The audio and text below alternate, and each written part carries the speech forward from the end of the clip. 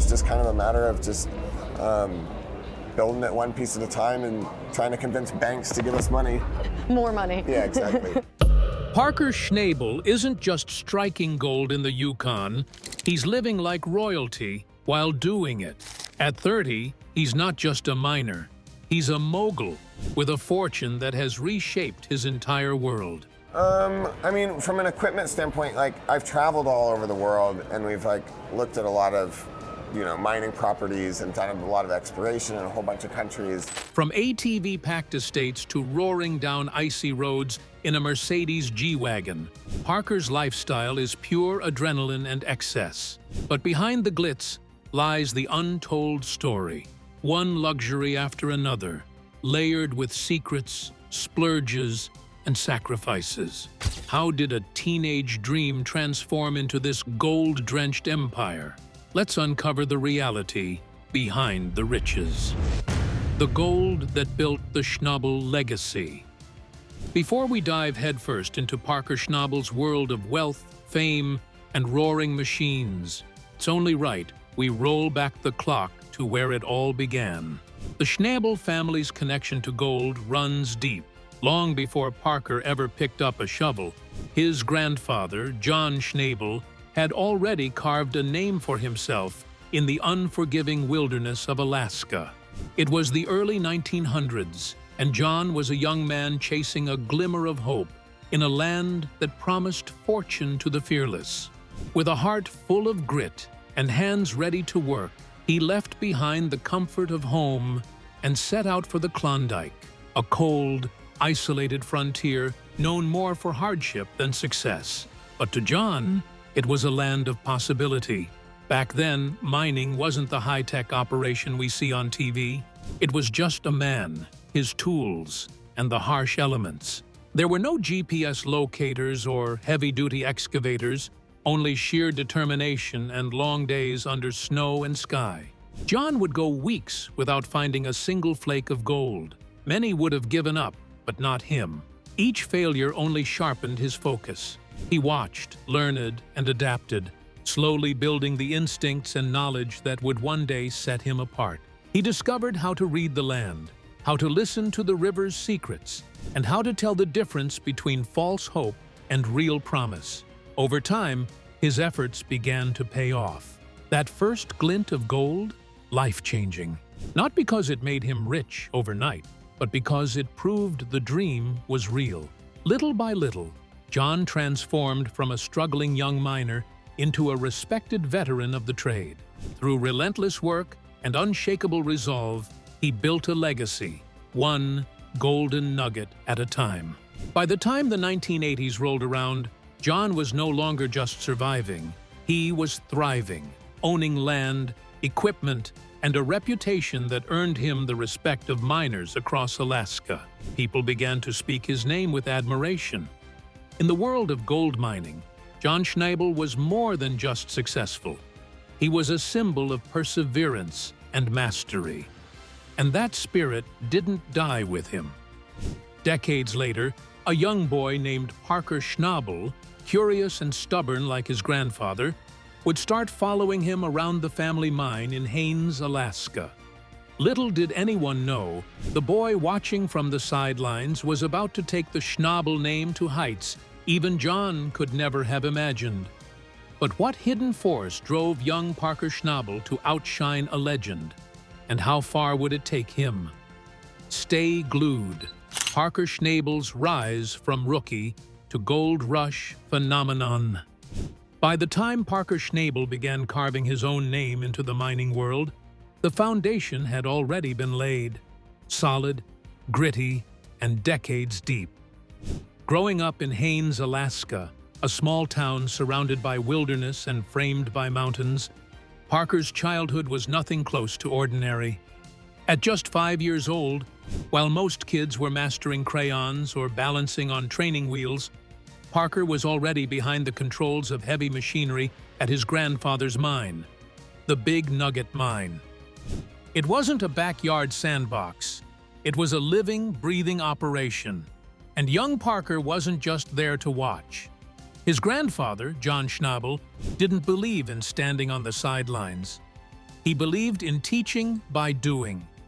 So Parker's earliest memories weren't of cartoons or playgrounds. They were of pushing dirt, listening to the hum of engines, and feeling the weight of real responsibility. He learned the rhythm of the work, the sound of a good engine, and the signs of a promising dig. In Haines, where winters are long, summers are short, and self-reliance is a way of life, he had no choice but to grow up fast. When something broke, you fixed it. When a challenge came, you faced it. That raw environment taught him more than any classroom could: discipline, patience, precision. By 16, life changed again. John Schnabel, more than just a grandfather, mentor, hero, legend, was beginning to fade. His health declined, and with it came a quiet shift of power. Parker had already been deeply involved at Big Nugget, but in March 2016, when John passed away at 96, the full weight of the legacy landed squarely on Parker's shoulders. Most would have crumbled. Instead, he stood tall. What came next stunned everyone. With a college future waiting in the wings, Parker made a decision that most would have called reckless. He took his entire college fund, $663,000, and poured it into mining equipment. No safety net, no backup plan, just believe. That gamble transformed into more than just survival. It turned into a success. With upgraded machinery, sharpened strategy, and years of knowledge packed into his young mind, Parker started pulling more gold than ever before. He didn't just keep the mine running, he scaled it. It was around this time that television producers noticed something different about this teenager. In a world where reality TV craves drama, Parker brought something rarer: authenticity. When he first auditioned for Gold Rush, producers were skeptical. A 16-year-old leading a mining crew didn't seem like the kind of story that could carry a series. But the moment Parker started talking, everything changed. He didn't need a script. He could flawlessly lay out every stage of a mining operation from start to finish. His knowledge wasn't rehearsed. It was lived. He'd been absorbing lessons since he was old enough to stand in the bucket of an excavator. Then came the machines. On camera, Parker maneuvered dozers and loaders with a calmness that stunned the crew. At just 16, he handled equipment with the precision of a seasoned veteran. He knew what each machine could do, when to switch them out, how to avoid costly breakdowns, and when something felt wrong just by the sound of the engine.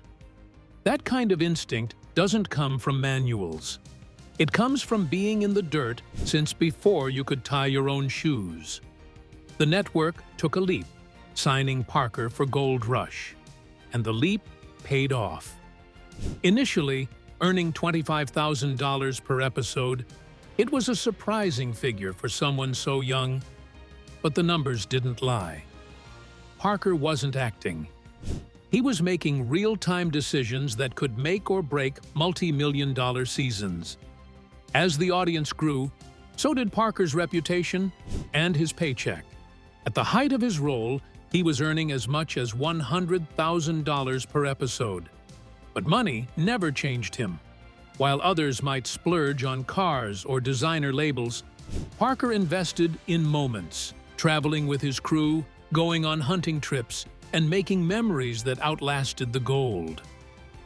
"I'd rather spend on people than stuff," he once said. And he meant it. His approach was humble, almost old-fashioned. Maybe it was the Alaskan upbringing. Maybe it was John's influence. But whatever the reason, Parker stood out. Behind the scenes, filming Gold Rush wasn't glamorous. Each season demanded months of grueling work, coordinating the actual mining with the constant presence of cameras. For Parker, that meant managing pressure on both ends, delivering real results in the field, and holding the audience's attention on screen. Still, he thrived in it. The cameras didn't distract him. They simply documented the story he was already writing. One decision, one dig, 1 ounce at a time. How Parker Schnabel redefined gold mining before 30.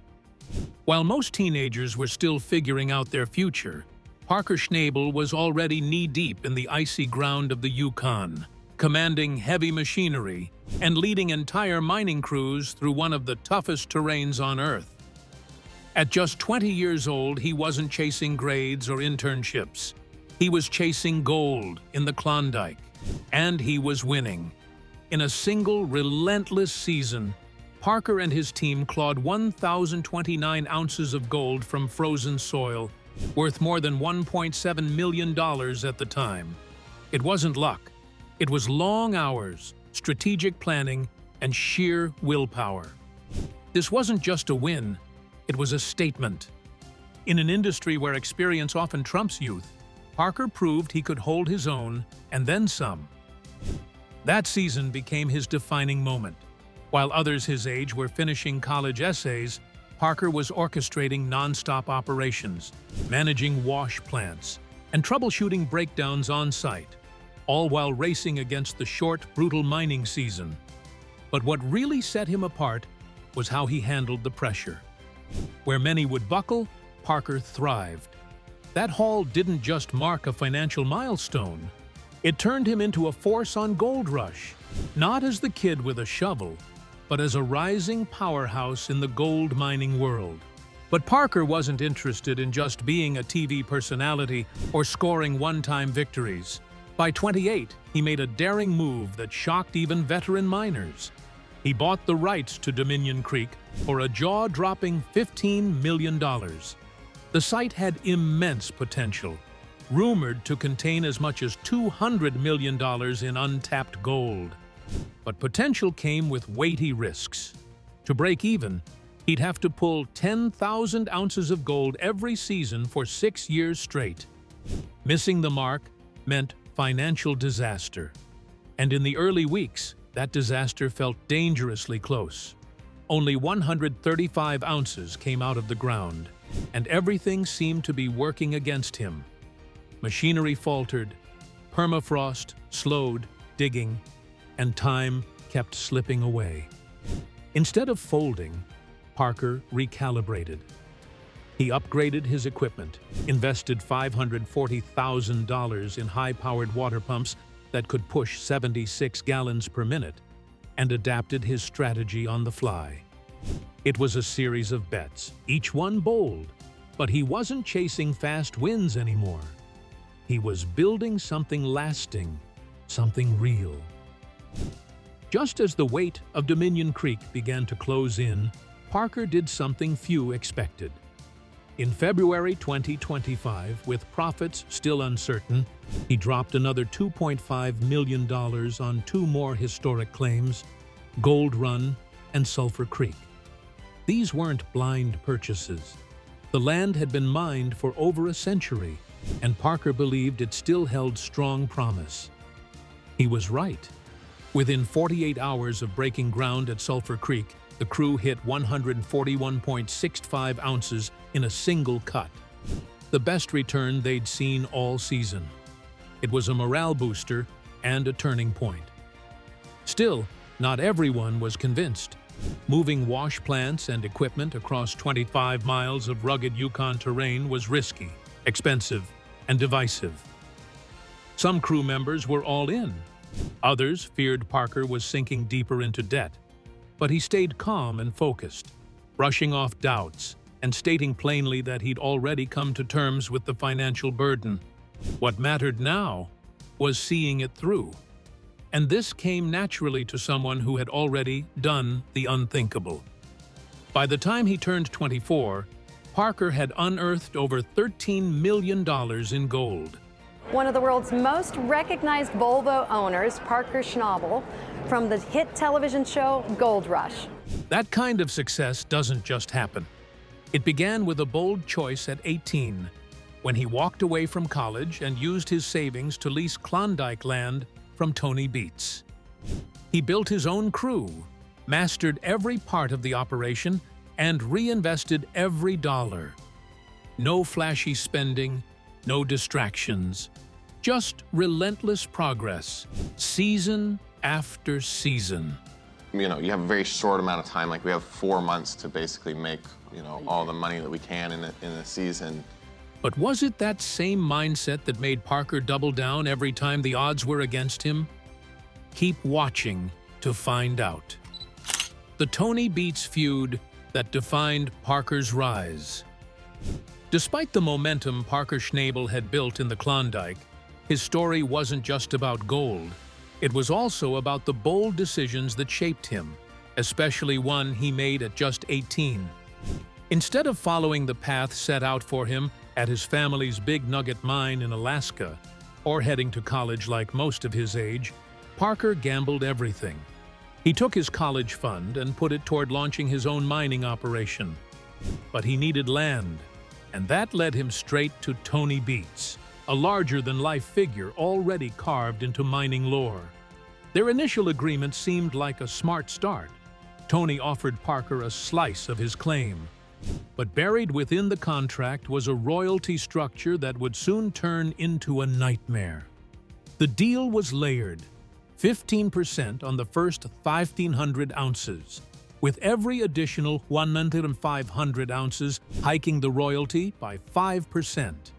By the time Parker hit 6,000 ounces, Tony was taking 25% off the top. Parker didn't grasp how steep the cost was until Season 8, when he had to stop operations just to keep from bleeding cash. In Season 9, he didn't hold back, revealing that nearly $2 million of his 8,000-ounce haul had gone straight into Tony's pocket. When Parker tried to renegotiate, Tony wouldn't budge. That refusal lit a fire under Parker. He devised a workaround, switching wash plants every time they approached a new 1,500-ounce threshold, essentially resetting the count. It was legal, clever, and just sneaky enough to work. But it didn't stay quiet for long. By March 2017, during Season 8, tensions erupted into open warfare. Tony discovered that Parker's trucks had been moving dirt from a different claim through his property to dodge higher royalty rates. Furious, Tony stormed into Parker's operation on camera, shouting about broken contracts and lost trust. Parker shot back, accusing Tony of greed. "You'll make over $1 million this year doing nothing," he snapped. When Tony pushed back, Parker delivered the line that would ignite their feud. "Then you can go F yourself." That outburst marked a turning point, not just in their rivalry, but in how the entire industry viewed Parker. Tony had once mentored the young miner back in Season 4, but by 2025, he saw him as a genuine competitor.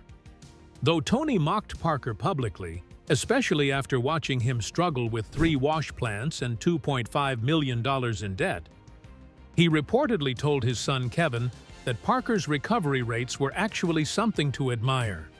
Even Tony couldn't deny it. The kid wasn't just good. He was a real threat. When gold turns to fire, Parker versus Hoffman. As Parker Schnabel continued carving his path to the top, another explosive chapter was unfolding behind the scenes, one defined by ego, ambition, and a rivalry that turned deeply personal. What started as a straightforward transaction between Parker and fellow miner Todd Hoffman quickly escalated into one of the most unforgettable showdowns in gold rush history. It all began with a piece of heavy equipment. In a moment, Todd likely assumed was just another smart deal. He sold Parker an old wash plant for 700 grams of gold, roughly $46,000 at the time. Todd believed he'd offloaded a worn-out machine that had outlived its usefulness. But Parker saw something different. He didn't just make the plant run, he turned it into a core part of his gold recovery operation. That so-called junk ended up producing gold in numbers Todd hadn't anticipated. And that success didn't just hurt, it humiliated. From that point forward, things between them only got worse. The wash plant incident became a symbol of their opposing philosophies. Todd was old school, loyalty, hard-earned wisdom, and a belief that tradition mattered. Parker was data-driven, laser-focused, and sometimes ruthless in his pursuit of results. Their relationship soured rapidly as Todd began publicly criticizing Parker for how he treated older, experienced workers. In interviews, Todd portrayed him as arrogant and dismissive, claiming it was painful to see seasoned crew members disregarded by someone so young. What had started as a professional rivalry grew into a full-blown generational clash. Experience versus innovation, the past versus the future. Audiences became sharply divided. One camp admired Todd's heart and sense of duty, while the other rooted for Parker's relentless drive and eye for efficiency. The friction didn't stay confined to interviews or behind-the-scenes gossip. On set, tensions boiled over. More than once, arguments between their crews erupted into actual physical fights. Disagreements over gold yields and mining strategies turned into screaming matches. There were even accusations of sabotage. The situation spiraled so badly that producers had to intervene just to prevent the show from collapsing entirely. The atmosphere became toxic, not only on screen, but also within the crew and among longtime fans who started sensing that Gold Rush was teetering on the edge. By 2018, the pressure had pushed Todd to his limit. His operation had been struggling to keep up with Parker's increasingly impressive numbers, and the weight of constant comparison became too much. Profits were dwindling, tensions kept rising, and behind his usual optimism, the stress was mounting. Eventually, Todd made the decision to walk away. He announced his departure from the show, citing not just business setbacks, but also the toll the conflict and spotlight had taken on his personal life and mental health. In post-exit interviews, Todd admitted that the environment on set had become emotionally draining, and at some point, the fame just wasn't worth the cost. Still, the story didn't end there. Todd resurfaced later with Hoffman Family Gold, a new venture that allowed him to return to mining on his own terms. But his exit from Gold Rush marked the end of a rivalry that had defined an entire era of the show. One that viewers still talk about, not just for its drama, but for how it captured the raw, unfiltered collision between legacy and ambition.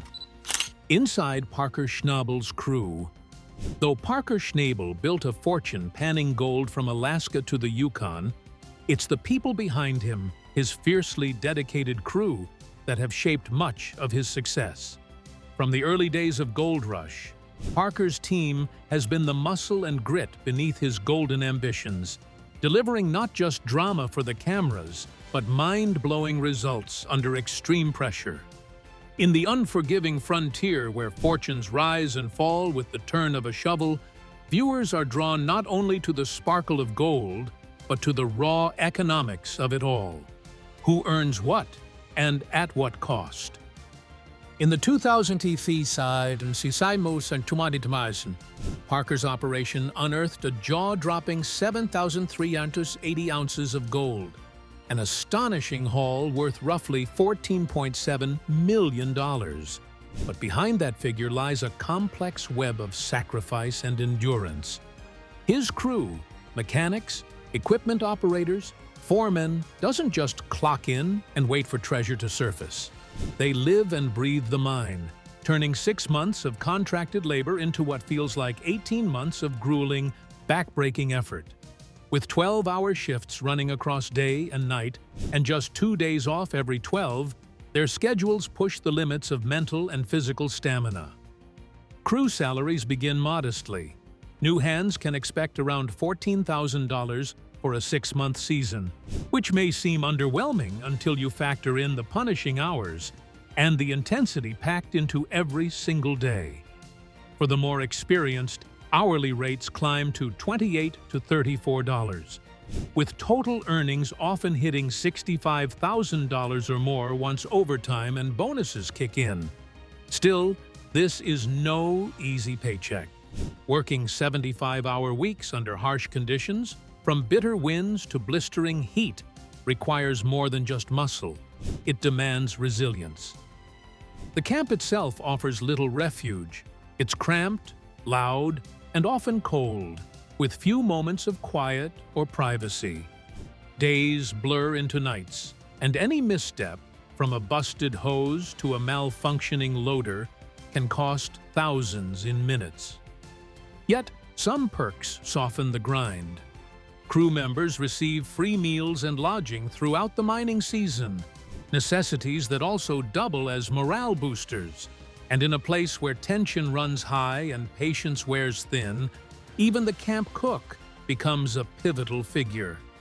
Good food becomes more than comfort. It's survival for the spirit.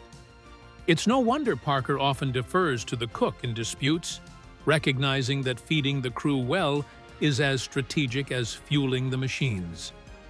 Pay, however, isn't just about the mining.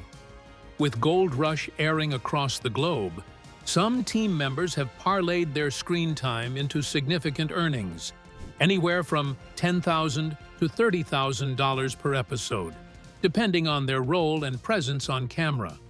For those appearing consistently over a 20-plus episode season, that adds up to a handsome side income. But not all are featured equally. For most, the real money remains tied to the gold itself, and that, of course, is never guaranteed. Adding to the financial tightrope is the issue of currency. Since much of the operation unfolds in Canada, many crew wages are paid in Canadian dollars. That means conversion rates, inflation, and fluctuating gold prices all influence take-home pay in unpredictable ways. Some seasons yield generous bonuses, especially when Parker hits his targets. While those amounts are kept under wraps, insiders suggest they're substantial, sometimes enough to make or break a miner's year. Meanwhile, Parker himself walks a different financial path.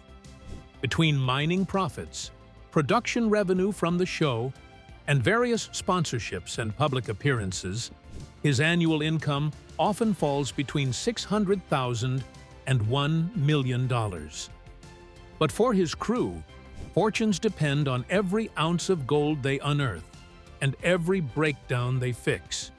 Despite the constant pressure, many return year after year, because under Parker's leadership, loyalty is key. He balances pressure with reward, values hard work, offers fair compensation, and understands the mental toll of life on the claim. Through it all, Parker has built more than just a business. He's created a family in the unforgiving world of mining. But what about his personal life amidst all this? Keep watching to find out. The women who left a mark on Parker Schnabel's life.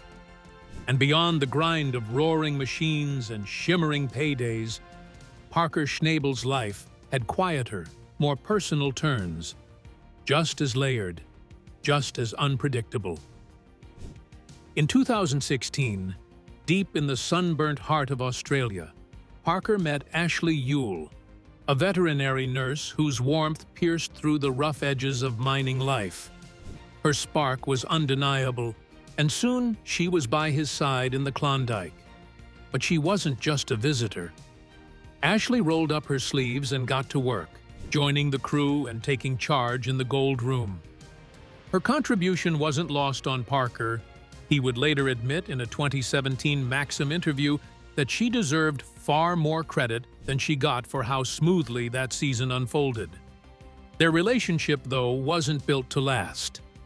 By the end of Season 8, after recovering 8,400 ounces of gold valued at over $10 million, Parker confessed something most didn't expect.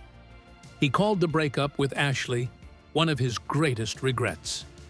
He said he hadn't made her a priority and that she deserved better. Ashley, ever private, didn't publicly comment. She simply disappeared from his social media and quietly returned to Australia, leaving behind a silence that only deepened the weight of Parker's admission. Then came August 13, 2018, when Parker posted a photo that sent fans into a frenzy. Standing beside him was Sheena Cowell, a British TV professional tied to Knickerbocker Glory TV, known for producing reality content. The image was intimate enough to stir rumors. Was Sheena his new partner? Coming so soon after Ashley, the speculation was immediate. Yet neither Parker nor Sheena gave a public answer. She had experience navigating the unusual rhythms of TV life, perhaps making her an ideal match for someone who lived by gold seasons and production schedules. But by 2019, reports hinted that Sheena was already in a relationship, and the buzz faded. In 2020, attention turned once again when Parker reunited with Australia, this time for Season 4 of Gold Rush, Parker's Trail. Enter Tyler Mahoney, a fourth-generation gold prospector with roots just as deep in the earth as Parker's own. The connection was electric. Same age, same fire. And fans noticed. Social media buzzed. Reddit threads brimmed with theories, and the show leaned into their dynamic, highlighting shared passion and effortless teamwork. But unlike with Ashley, there were no off-screen confirmations, no telltale signs of romance, just two kindred spirits chasing gold across the outback. Parker even bought a claim in Australia afterwards, fueling more curiosity. As of 2023 and 2024, neither has confirmed anything. But one thing remains certain. When Parker and Tyler join forces, sparks fly. Whether or not love ever did. The unseen life of Parker Schnabel. Parker Schnabel has always seen the Yukon as more than a gold mine. It's a wild and breathtaking frontier, alive with creatures and mystery, and deserving of fierce protection. From the moment he first stepped into mining alongside his grandfather, he carried a respect for the land that would shape every decision that followed. As his operations expanded, so did his commitment to mining responsibly. Unlike traditional miners who left behind poisoned rivers and scarred landscapes, Parker invested heavily in cutting-edge equipment to keep the environment clean. Water is filtered before leaving the site. Chemicals are tightly contained, and when mining concludes, his team restores the land by planting native trees and plants. Wildlife returns in time, birds nesting, deer wandering, drawn back to the revived wilderness. Parker isn't just digging for profit, he's helping the land breathe again. He's also used his platform to advocate for smarter mining practices across the Yukon, urging others to mine without destruction. As a mentor to younger miners, he teaches them that success doesn't have to come at the land's expense. But Parker's journey hasn't been a steady climb. It's been a storm of challenges, tension, and personal sacrifice. In 2018, while filming Parker's Trail in Papua New Guinea, a heated clash erupted between him and cameraman James Lavelle. On July 12th, what began as a disagreement over filming a risky river crossing spiraled into a shouting match that lasted over 3 hours. Just days later, Lavelle was removed from the production, and by September 3rd, he had filed a lawsuit for breach of contract. Though settled out of court by February 2019, Parker and Lavelle never spoke again. Then, in 2019, a minor traffic violation snowballed into unexpected attention. Pulled over for speeding on Alaska's Haines Highway, he was issued a $60 ticket, but failed to respond. It wasn't until TMZ picked it up that the public took notice. questioning whether Parker's meticulous care for the environment extended to other areas of responsibility. But nothing hit harder than the 2024 season of gold rush. By June, Parker's Dominion Creek claim faced a $2.3 million loss due to equipment failure. A permitting delay soon followed, draining another $1.5 million. With only $78,000 left by August, Parker pawned his late grandfather's cherished 1957 Chevrolet Bel Air for $115,000 just to pay his crew. On August 28th, he offered his team the chance to walk away. 3 stayed. They worked unpaid for 2 weeks until September 7th, when they unearthed 1,872 ounces of gold, worth $3.5 million, salvaging the operation. Despite his earnings, Parker lives with surprising restraint. He reportedly earns $2 million per season, yet prefers investing in experiences over extravagance. But what do you think drives Parker Schnabel to risk it all? Fortune, legacy, even family heirlooms for gold and the wilderness. We'd like to hear your thoughts in the comments, and don't forget to subscribe.